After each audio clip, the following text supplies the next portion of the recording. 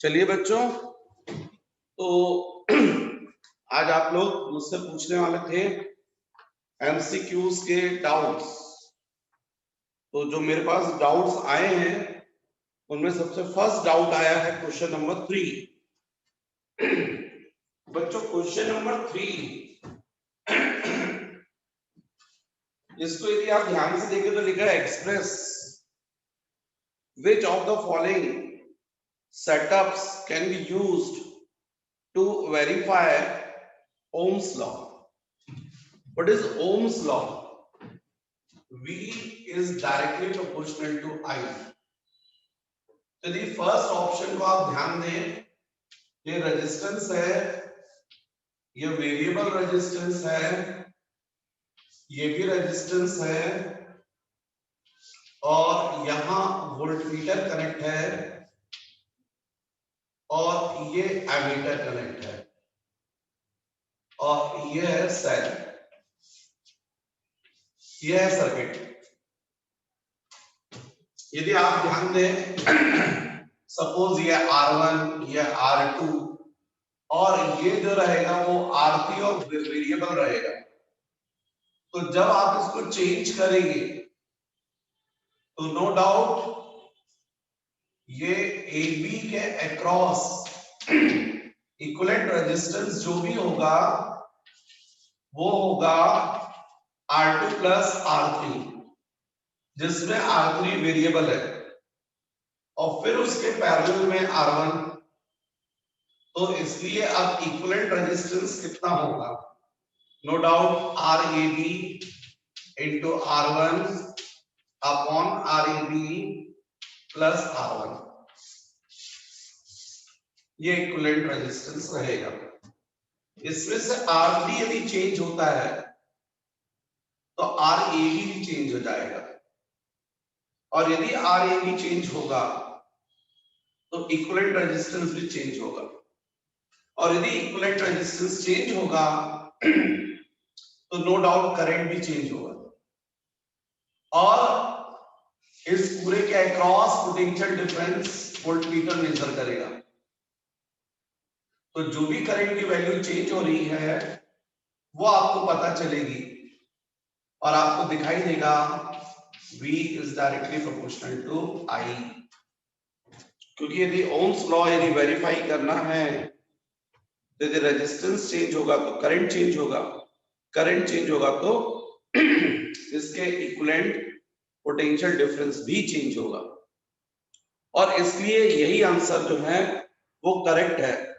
क्योंकि बाकी सब में देखिए आप तो आपको समझ में आ रहा है कि कहीं एमीटर डिफरेंट जगह लगा हुआ है, एक्चुअल करंट को तो मेजर ही नहीं कर पाएगा ना, वो जो सेल करंट है उसको चेक नहीं कर पाएगा।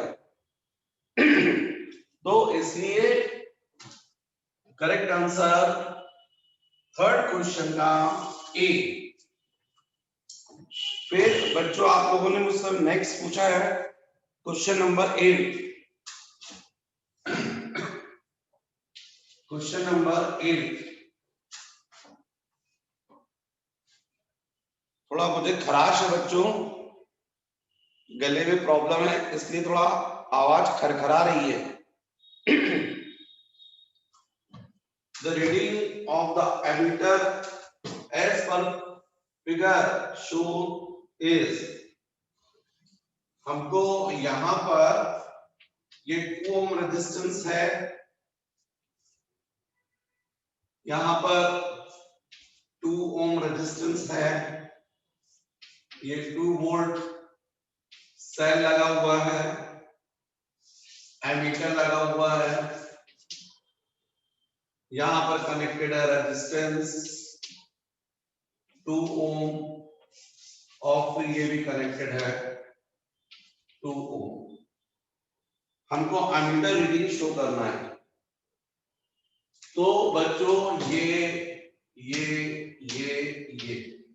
सारी रोज आपस में पैरेलल में, तो आप ये जो 2 ओम अपर लगा हुआ है इसको आप यहां से चाहो तो आप चेंज कर सकते हो इसको 2 ओम को, तो ये इन 2 ओम्स के क्या जाएगा पैरेलल में। इन सब का तीनों का इक्विवेलेंट रेजिस्टेंस फाइंड कर लो। तो 1 upon r dash is equal to 1 upon 2 plus 1 upon 2 plus 1 upon means 1 upon r dash is equal to 3/2 means r dash is equal to 2/3 ohms। अब आप चाहें तो इस सर्किट को ऐसा बना सकते हैं, ये 2 ohms, यहाँ पर 2 वोल्ट सेल या एमीटर हो गया और यहाँ पर ये रेजिस्टेंस R डैश, क्योंकि आपने क्या किया, ये 2 ओम 2 ओम 2 ओम जो थे ना, इन सब का इक्विवेलेंट निकाल लिया है, जिसको आपने बोला है 2/3 ohms। और अब आप देखिए ये 2 वोल्ट सेल से करंट जो जाएगा वो पूरा ऐसा सीरीज में जाएगा, एमीटर सीरीज करंट को मेजर करेगा। तो no doubt V is equal to or summation of E is equal to summation of I into R। summation E पे जाएगा 2, summation I into R, तो I into total resistance 2 plus 2/3, क्योंकि ammeter का resistance given नहीं है, मतलब ideal है। तो 2 is equal to I into 3 into 2 6 plus 8/3, तो 2 से ये 4, तो I is equal to 3/4 ampere. ये करंट एक्चुअली में सर्किट से फ्लो करेगा और इसी करंट को एमीटर रीड करेगा। तो इसलिए बच्चों इस क्वेश्चन का करेक्ट आंसर होना चाहिए बी ऑप्शन, बी। मैं साइड में हट जाता हूं ताकि आप वीडियो को पॉज करके देख सकें।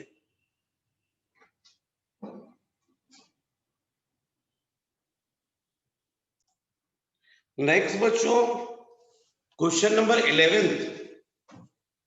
यदि आप देखें 11 को, तो क्वेश्चन में बोला गया है in the figure the value of resistors to be connected between C and D so that the resistance of the entire circuit between A and B does not change with the number of elementary sets used is मतलब यदि हम ऐसे number of sets यदि पूरे लेते भी जाएं तो इक्विवेलेंट रेजिस्टेंस क्या होना चाहिए, सेम। तो ऐसे मान लीजिए इनफाइनाइट है और पूरे सर्किट का equivalent resistance suppose R dash, तो यदि समुद्र में से आप यदि 10 बाल्टी पानी निकाल लोगे तो समुद्र के ऊपर क्या फर्क पड़ेगा, कोई फर्क नहीं आएगा। वैसे ही यदि आप इसको छोड़ दें और इस पूरे का इक्विवेलेंट रेजिस्टेंस निकालें तो भी उतना ही होना चाहिए, इनफाइनाइट। जो पूरी इनफाइनाइट रहती साइड्स, तो जो इक्विवेलेंट रेजिस्टेंस AB के क्रॉस होगा वो यहां भी होगा। तो इसका मतलब ऐसे क्वेश्चंस को जब आप करते हैं तो एक साइड को छोड़ दीजिएगा, एक साइड को छोड़ दीजिएगा, और ये जो पूरा है इसका भी इक्विवेलेंट रेजिस्टेंस कितना, R डैश, और AB के क्रॉस जो है वो भी इक्विवेलेंट रेजिस्टेंस R डैश। तो फिलहाल यदि अपन RAB बोलते हैं इस सर्किट को देख के, तो जाएगा R plus R dash plus R, ये तीनों सीरीज हो जाएगी और इसके साथ में R पैरेलल में। तो यदि आप इस रो का यदि देखें तो सपोज इसको R डबल डैश बोल दूं मैं, तो जाएगा R plus R dash plus R, मतलब R double dash is equal to R plus R 2R plus R dash. अब ये आर है और ये आर डबल डैश है और ये ए बी। तो आर ए बी होना चाहिए अब R into R double dash upon R plus R double dash parallel. ये हो गया वन। लेकिन आर ए बी इसका इक्विवेलेंट रेजिस्टेंस अपन ने आर डैश अज्यूम किया है, तो आप सब्स्टिट्यूट कर दीजिए by 1 into R dash is equal to R into R double dash upon R plus R double dash. अब यहां वैल्यू रख दीजिए R dash is equal to R into R double dash क्या बोलोगे 2r plus R dash, R plus 2r plus R dash, R dash is equal to, इसको multiply कर दो 2r square plus r into R dash, यहां पर हो जाएगा ये 3r plus r into R dash. अब क्रॉस मल्टीप्लाई कर दो तो ये हो जाएगा 3r into R dash plus r into R dash square is equal to 2r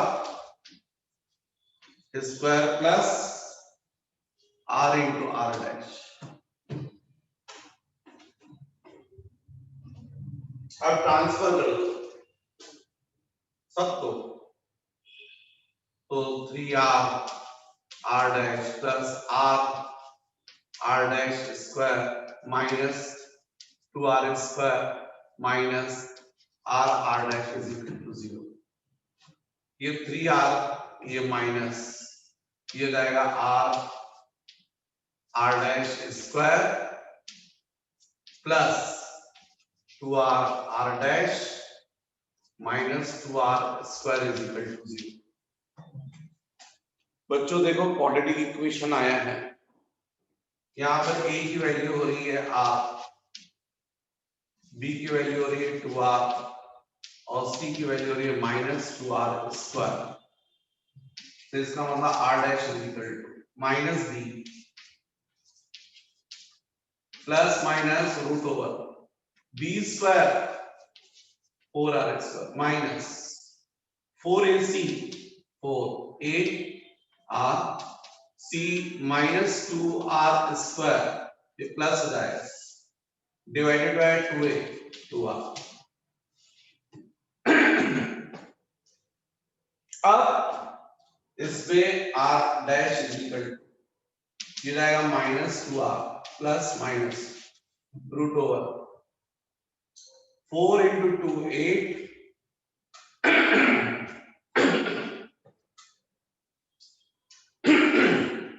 यहां पर आपका एक r कॉमन निकल रहा है, r स्क्वायर कॉमन निकल रहा है, r स्क्वायर,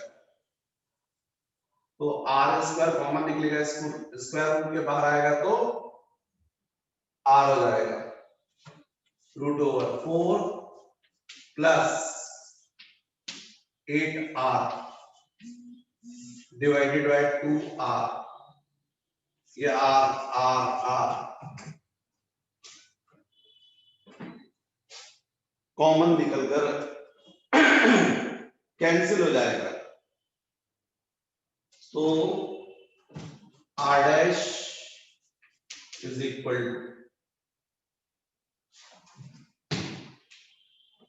टू हो जाएगा -2 प्लस माइनस,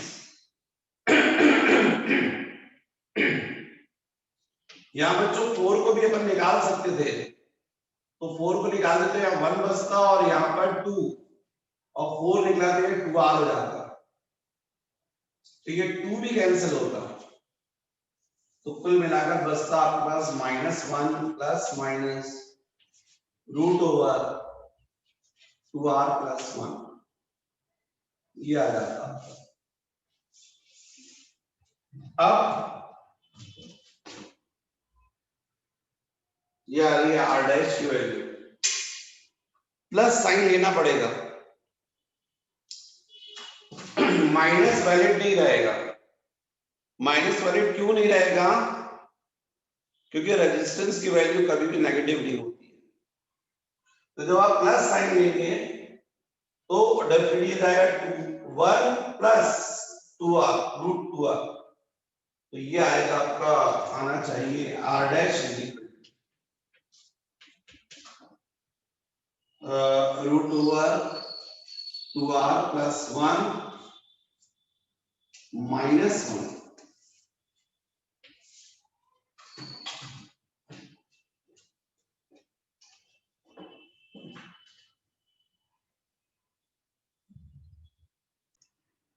बच्चों यहाँ सॉल्व करने में मुझसे एक मिस्टेक हुई थी। जब अपन यहाँ पर डिनोमिनेटर को ऐड कर रहे थे तो ये r प्लस 2r 3r हो जाएगा प्लस r डैश मैंने मल्टीप्लाई कर दिया था, इसलिए ये r इंटू r डैश नहीं रहेगा, केवल r डैश रहेगा। फिर क्रॉस मल्टीप्लाई करेंगे आप तो 3r into r dash plus r dash square is equal to 2r square plus r dash. ठीक है एकदम, ये आएगा 3r into r dash plus r dash square minus 2r square minus r dash is equal to 0। मतलब ये आएगा r dash square plus मतलब 3r r dash minus r dash 2r r dash minus 2r square is equal to 0। अब इस quadratic equation में a की value 1 है, जो कि अपन ने r लिख दी थी, गलत हो गया था। b 2r और c माइनस 2r स्क्वायर, तो r dash is equal to minus b plus minus root over b square 2r square मतलब 4r स्क्वायर माइनस 4ac, यहाँ 1 आ जाएगा और यहाँ पर माइनस की वजह से प्लस आ जाएगा अपॉन 2a 2 इंटू 1 आ जाएगा। तो r dash is equal to minus 2r plus minus root over 4r square plus 8r square 12r square upon 2। तो r dash is equal to minus 2r plus minus, यहाँ बच्चों 4r square into 3 लिख सकते हैं अपन इसको, और 4r square को square root के बाहर निकालेंगे तो 2r अंदर बचेगा रूट 3 डिवाइडेड बाय 2, तो 2 कॉमन निकलकर डिनोमिनेटर के 2 को कैंसिल कर देगा। फाइनली आपको r dash is equal to minus r plus minus r into root 3। अब प्लस साइन लेना पड़ेगा, माइनस साइन नहीं, क्योंकि माइनस हो गई, ये भी माइनस, तो टोटल रेजिस्टेंस नेगेटिव हो जाएगा और कभी भी टोटल रेजिस्टेंस नेगेटिव नहीं होता, इसलिए आप प्लस साइन लेंगे, और जब प्लस साइन लेंगे तो कितना जाएगा r into root 3 minus r, इसमें से r को कॉमन निकालेंगे रूट 3 माइनस 1। तो इस क्वेश्चन का करेक्ट आंसर है बी ऑप्शन। मैं हट जाता हूं ताकि आप पूरा देख सके बोर्ड, वीडियो पॉज करके भी आप पढ़ सके।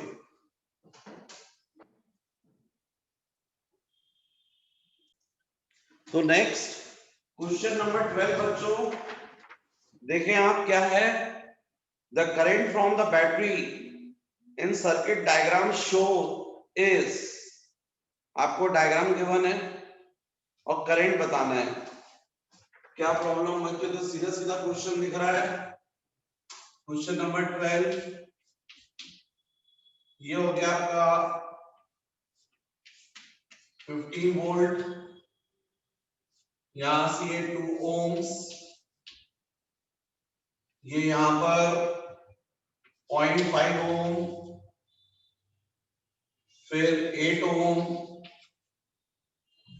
फिर ये 6 ओम, फिर 7 ओम, 1 ओम, 10 ओम, 7 ओम, 1 ओम, 10 ओम। हमको करंट बताना है, करंट आई, एकदम सिंपल क्वेश्चन है बच्चों। यदि अपन इस पॉइंट को और इस पॉइंट को देखें तो पूरा सीरीज दिख रहा है आपको, और इसके साथ में ये 6 जो है वो पैरेलल है। तो पहले आप इनका इक्विवेलेंट फाइंड कर लो, और फिर ये सेल के साथ में बाकी सेल जो है वो कैसे सीरीज में आ जाएंगे।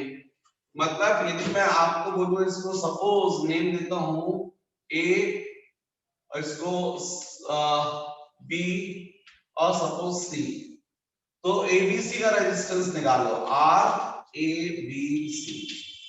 इसका ये पूरा सीरीज है, क्योंकि ए से लेकर सी तक पहुंचने के लिए आपको एक ये वाला पाथ है और एक ये पाथ, और सिंगल पाथ पे जितने रजिस्टर्स आते हैं वो सब सीरीज में होते हैं। तो क्या हो जाएगा 7 + 1 + 10, तो 7 + 1 8 + 10 18। अब ये 18 और 6 आपस में कैसे हो जाएंगे पैरेलल। यदि आप इसका कन्वर्टेड डायग्राम करोगे तो ये 6 हो गया और ये हो जाएगा आपका 18, और बाकी तो अभी ऐसा है ही 2 ohms, यहाँ 0.5 और ये 8 ohm, 8 ohm। तो अब ये दोनों तो पैरेलल में ना, इनका इक्विवेलेंट फाइंड कर लो।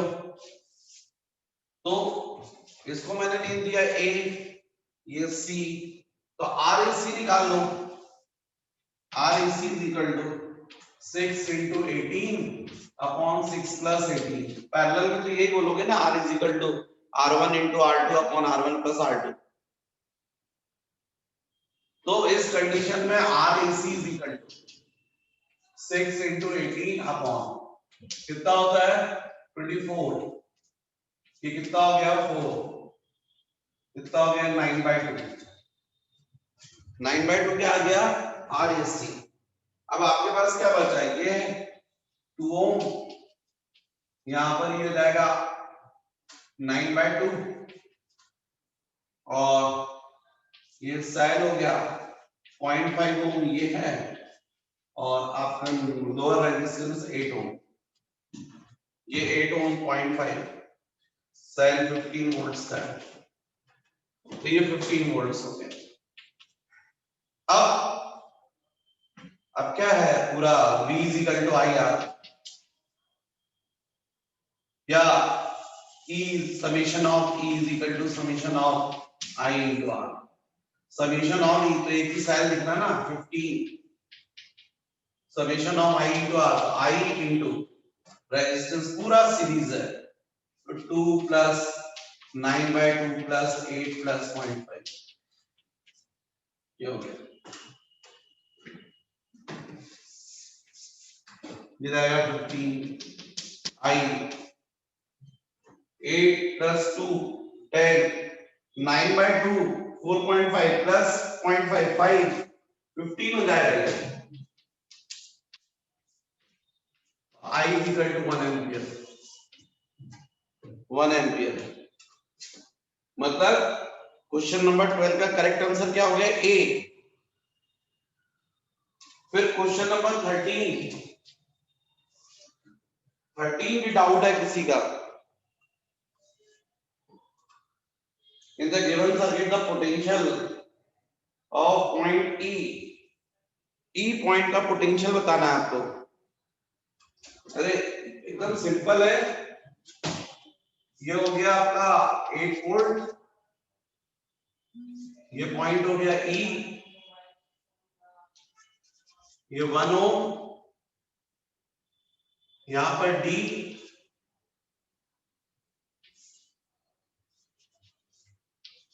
5 ohm, और सी पॉइंट को अर्थिंग दी गई है, सी पॉइंट को अर्थिंग दी गई है 8 वोल्ट ई 1 5। ओके, हमको ई पॉइंट का पोटेंशियल बताना है बच्चों। यहां पर सी अर्थिंग होने की वजह से इसका पोटेंशियल तो 0 होना चाहिए, Vc = 0। अब रहा सवाल सेल का, तो यहां से भी करंट फ्लो करेगा आई, और इस क्लोज सर्किट की बात करें अपन तो करंट पहले निकालना पड़ेगा आपको। E is equal to I into R, summation of R, E हो जाएगा 8, I R हो जाएगा 5 प्लस 1 6, तो करंट की वैल्यू जाएगी 8/6, 4/3 एम्पियर, ये करंट आ जाएगा। जब करंट आ गया है तो 1 ओम इसके across potential difference del V is equal to I into R, तो del V potential difference between C and E, भाई ऐसा आ रहा है करंट, ऐसा फ्लो कर रहा है, मतलब ये हाई पोटेंशियल पर होगा और ये लो पर होगा, तभी तो करंट पूरा सर्किट कंप्लीट होगा। मतलब इसको अपन बोलेंगे VC minus VE is equal to I into R, I हो जाएगा 4/3 और R हो गया 1। अब इसमें से C का पोटेंशियल कितना है 0, V इज इक्वल टू 4/3, तो V is equal to minus 4/3 volts, minus 4/3 volts. कौन सा क्वेश्चन था 13, सी ऑप्शन।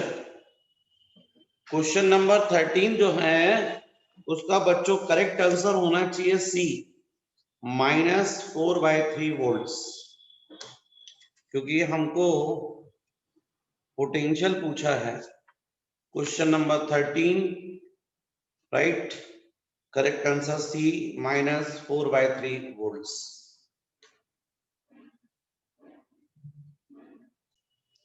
तो बच्चों इसमें आपको समझना होगा सेल का current plus to minus flow करेगा ऐसा, और करंट हमेशा कहां से कहां फ्लो करता है, high potential to low potential. तो स्वाभाविक है जब यहां से फ्लो कर रहा है और यहां पर जीरो है, तो इसके आगे जो पोटेंशियल होगा वो नेगेटिव होता जाएगा, नेगेटिव वैल्यू बढ़ती जाएगी। तो जो ई पॉइंट है उसका पोटेंशियल होना चाहिए माइनस 4/3 वोल्ट।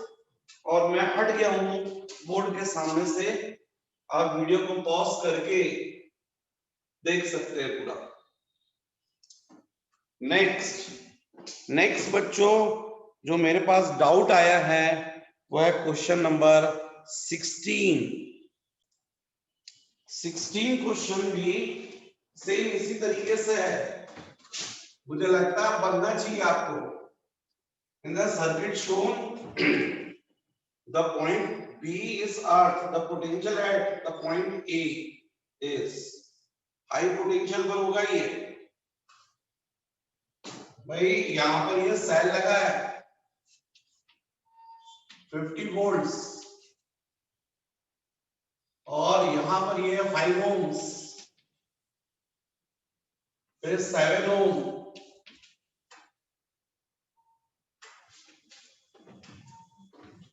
फाइव ओम, 7 ओम,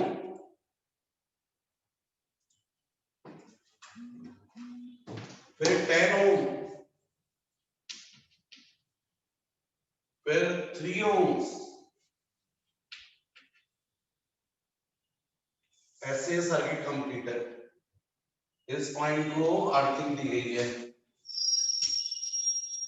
पी को, ये ए बी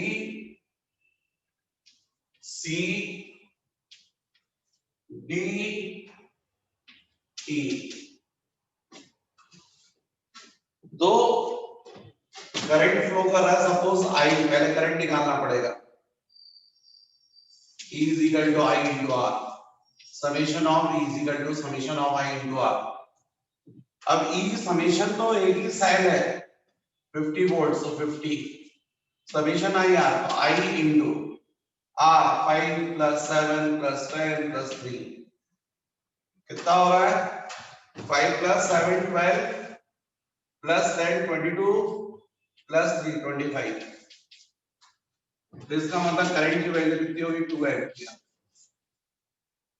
अब ये करंट इससे भी फ्लो कर रहा है, इससे भी फ्लो कर रहा है, इससे भी फ्लो कर रहा है, सबसे ज्यादा। तो हमको ए पॉइंट का बताना है पोटेंशियल। तो ए बी के क्रॉस पोटेंशियल डिफरेंस निकाल लो। Then V A B is equal to I into R। Then V A B इसका मतलब VA minus VB is equal to I कितना है बच्चों 2 और AB के cross equivalent resistance 5 plus 7 12। B का पोटेंशियल बोलो 0, ये हो गया 24। तो VA is equal to 24 volts. Answer कौन सा option? B option, B option. फिर किसी ने मुझसे पूछा है क्वेश्चन नंबर 21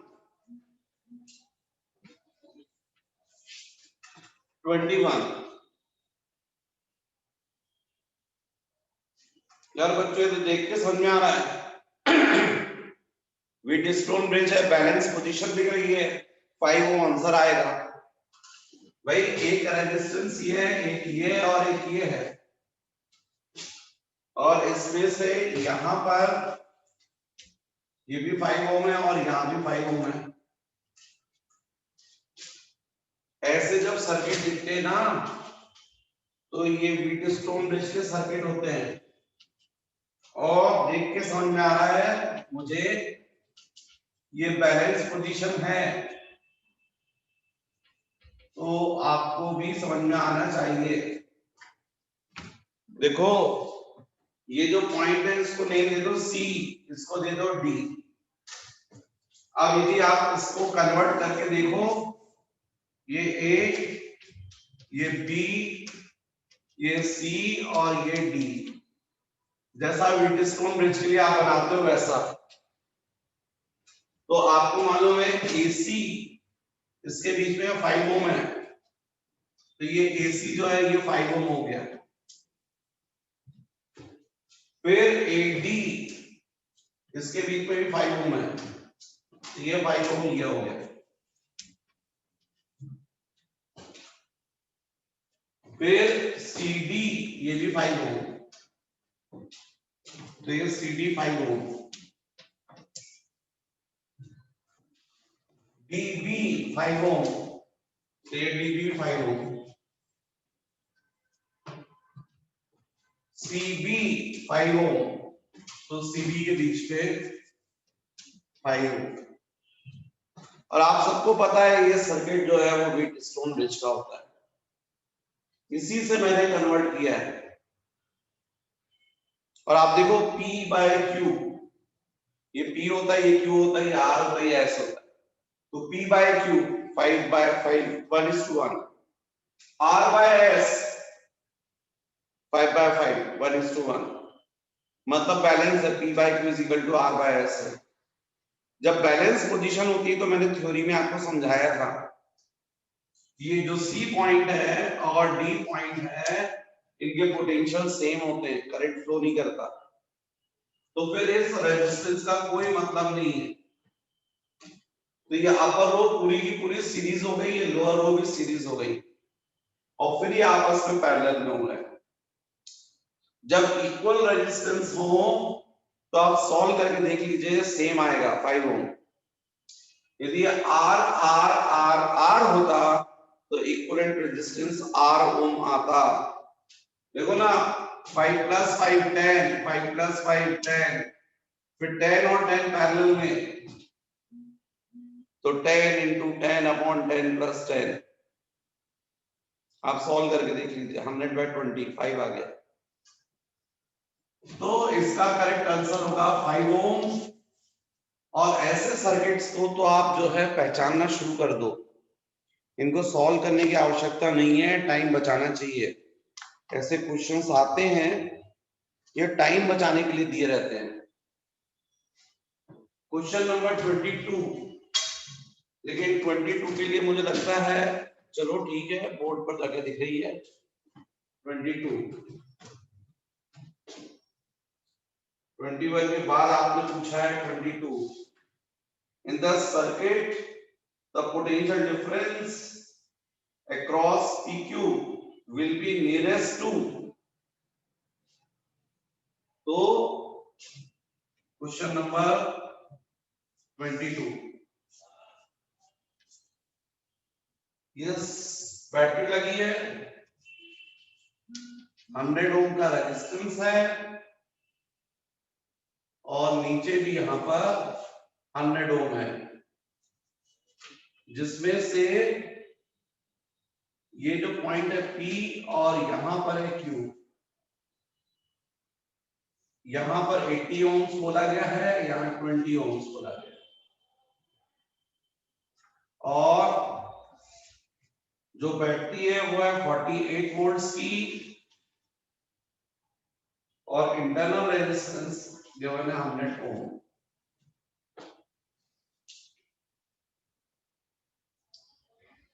तो हमको पोटेंशियल डिफरेंस फाइंड करना बिटवीन PQ। तो बच्चों इतना परेशान होने की क्या जरूरत है? आप इसलिए परेशान हो रहे हो, आप चाहो तो इसको 80 को अलग कर सकते हो, 20 को अलग कर सकते हो।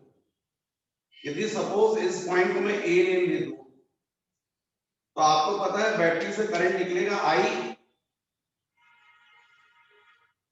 तो जब बैटरी से करंट निकलेगा तो आप निकाल सकते हो summation of E is equal to summation of I into R। 48 is equal to I into summation of R। तो समीशन ऑफ R करके देखो, 100 ये पूरा सीरीज है, 100 प्लस 80 प्लस 20 प्लस 100, 300 हो गया, तो ये 300 हो गया।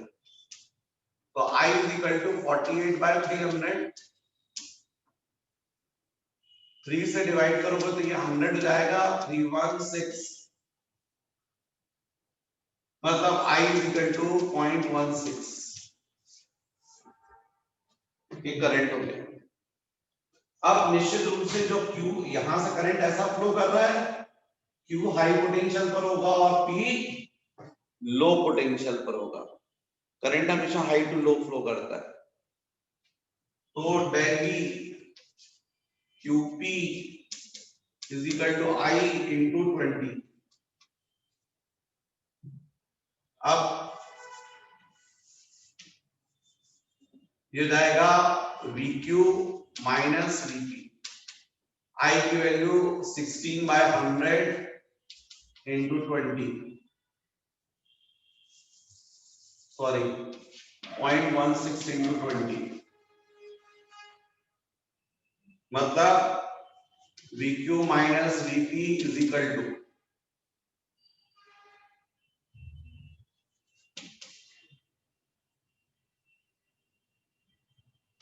16 बाय 100 3.2, ठीक है। ये VQ माइनस VP की वैल्यू है, और VP माइनस VQ करोगे तो माइनस 3.2, दोनों साइड माइनस से मल्टीप्लाई कर दो। मुझे नहीं पता इन्हें क्या पूछा है, एक मिनट में देखता हूं।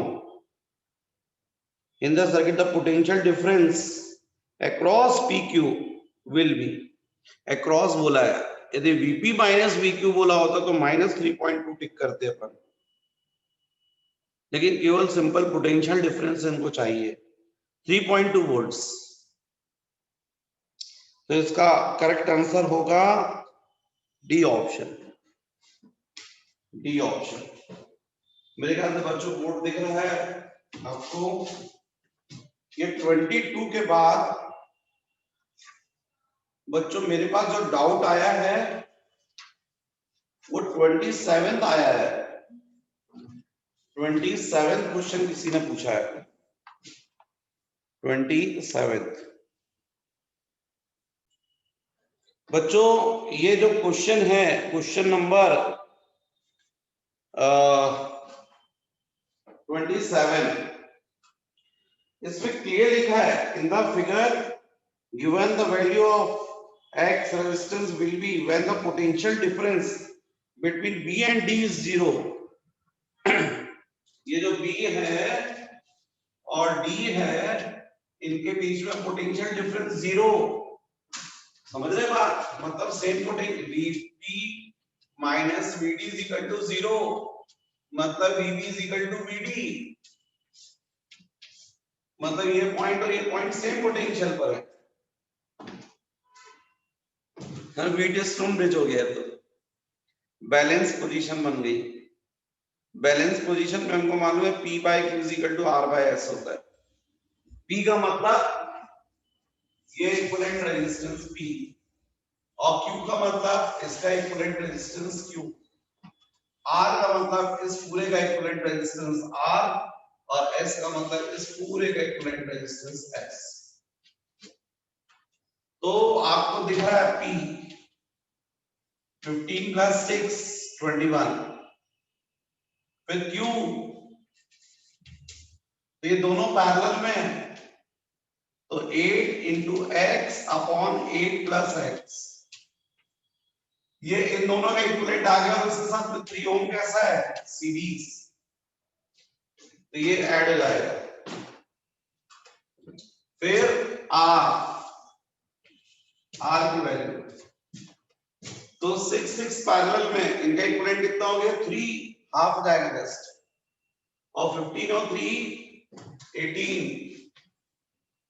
क्योंकि 15 और 3 जो है सीरीज हो जाएगी, इनका इक्विवेलेंट आएगा 3। जब इक्वल रेजिस्टेंस पैरेलल में हो तो इनका इक्विवेलेंट जस्ट हाफ आता है 15 प्लस 3 18, और यहाँ पर 4 4 पैरेलल में तो इनका इक्विवेलेंट आएगा 2, 2 के साथ में 4 सीरीज है तो 4 प्लस 2 6। बैलेंस पोजीशन में क्या होगा P by Q is equal to R by S। P 21, Q 8x upon 8 plus x plus 3, R 18 S 6, ये कितना हो गया 3 से कितना हो गया 7, तो 7 is equal to cross multiply कर 8x upon 8 plus x plus 3, यहां 1 हो गया ना एक्चुअली में, ये पूरा का पूरा 1 के साथ में। अब 7 minus 3 4, 8x upon 8 plus x, ये 4 से 2 हो जाएगा, यहां 1 आ जाएगा, क्रॉस मल्टीप्लाई कर दो 8 plus x is equal to 2x। बच्चों x की वैल्यू कितनी आ गई 8 ओम। तो इस क्वेश्चन का करेक्ट आंसर होना चाहिए 8 ओम्स। नेक्स्ट मेरे पास जो डाउट है वो है क्वेश्चन नंबर 28।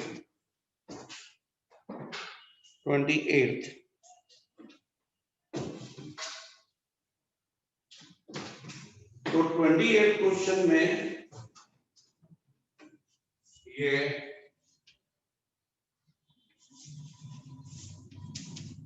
रेजिस्टेंस है,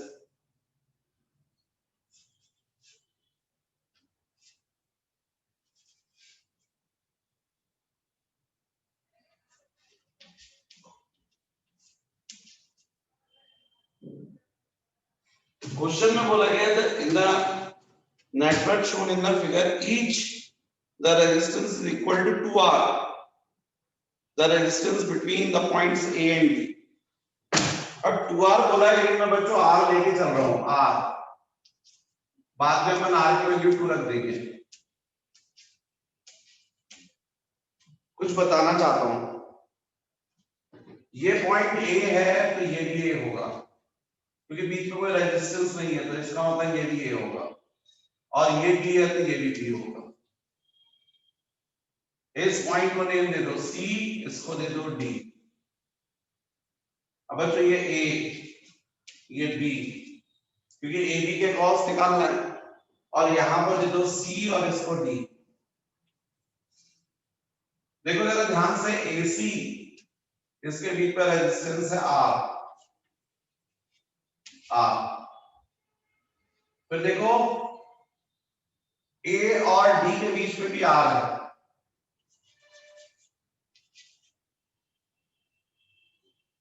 दो रेजिस्टेंस हो गए। ये किसके बीच में है? बिटवीन डी एंड बी,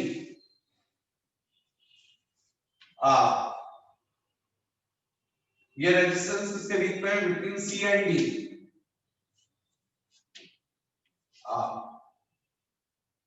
अब केवल एक रेजिस्टेंस बचा है, ये वाला सी एंड डी, ये भी आ।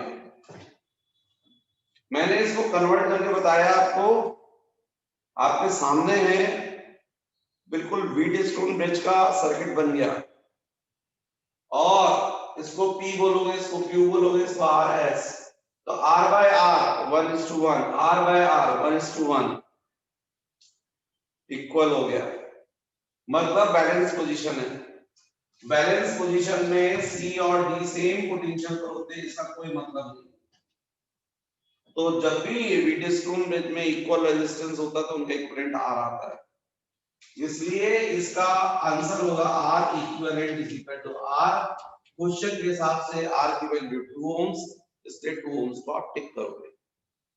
लेकिन ये आगे से आप देखो, इस टाइप का क्वेश्चन आएगा तो सॉल्व करने की आवश्यकता नहीं है, पहचान लो इसको, ये व्हीटस्टोन ब्रिज का सर्किट है। इस टाइप के सर्किट भी व्हीटस्टोन ब्रिज के सर्किट होते हैं। ये आपको एग्जाम में आएगा, सॉल्व नहीं करना है, टाइम बचाना है। मतलब आपको या तो थ्योरी में नोट कर लो अपनी, जो मैंने इसके पहले आपको क्वेश्चन एक करवाया था, जिसको मैंने बोला था कि देखो इस टाइप के सर्किट, क्वेश्चन नंबर 21 टाइप के जो सर्किट है वो व्हीटस्टोन ब्रिज के हैं। 28 टाइप के जो सर्किट होते हैं वो व्हीटस्टोन ब्रिज के होते हैं। तो ये आपको अब आगे, अभी तो ठीक है आपने मुझसे डाउट पूछा, मैंने बताया, पर आपको अब रट लेना चाहिए, समझ जाना चाहिए, सर्किट को देख के आपको टिक कर देना चाहिए। ऐसे क्वेश्चंस एक्चुअली में एग्जाम में आपका टाइम सेव करने के लिए दिए जाते हैं, क्योंकि इतने लिमिटेड टाइम में पूरे क्वेश्चन करना कठिन होता है। तो आपसे वो ये देखते हैं कि आपने क्या किया पहले प्रैक्टिस। तो प्रैक्टिस के समय पर आपने जब प्रैक्टिस की तो आपको ये समझ में आ गया व्हीटस्टोन ब्रिज का सर्किट है, इसको सॉल्व नहीं करना है, इसका सारे रेजिस्टेंस यदि सेम है तो इक्विवेलेंट रेजिस्टेंस R आएगा। जब सारे रेजिस्टेंस इक्वल नहीं होंगे तो आप सॉल्व करना है। तो सॉल्व करने का तरीका मैंने आपको बताया। ये हो गया बच्चों क्वेश्चन नंबर 28। इसके बाद के जो डाउट्स हैं वो अपन देखेंगे बच्चों नेक्स्ट वीडियो में।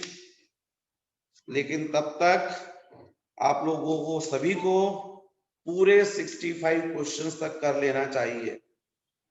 और इन केस यदि जो बच्चे वीडियोस के थ्रू पढ़ रहे हैं, बाहर के हैं, और यदि अपने डाउट्स पूछना चाहते हैं इसके आगे, क्योंकि मैं पीछे नहीं जाऊंगा, तो आगे मतलब 28 के बाद वो कमेंट बॉक्स में डाल दें तो मैं सॉल्व करवा दूंगा। ठीक है बच्चों, ओके।